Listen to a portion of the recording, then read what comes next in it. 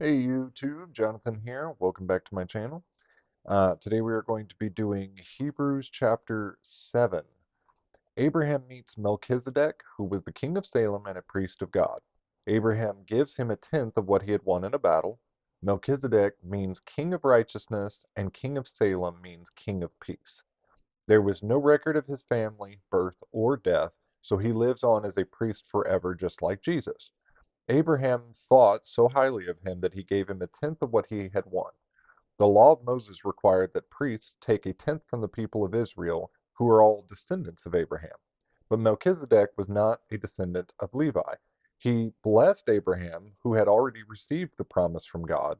The person who gives a blessing is greater than the one who is blessed.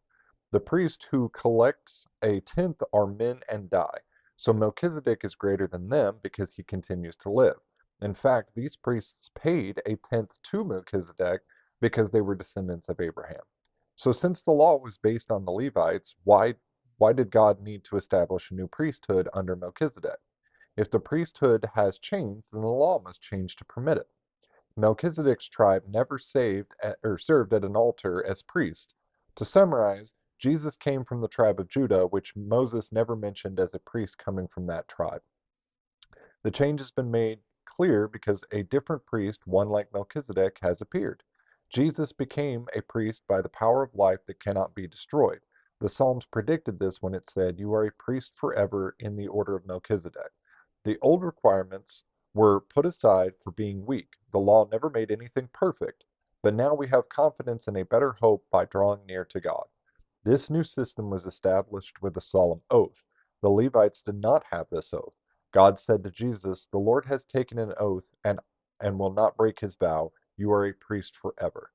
Therefore, Jesus guarantees the better covenant with God.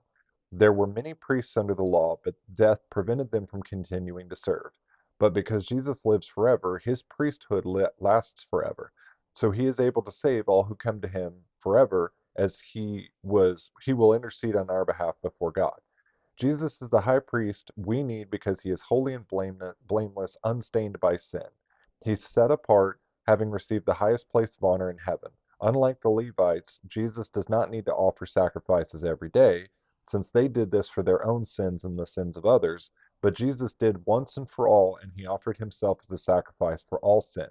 The Levites were limited by human weakness, but God appointed Jesus with an oath and made him a perfect high priest forever. That's going to be it for today. Please give me a like, subscribe, notification, and I'll see you on the next one.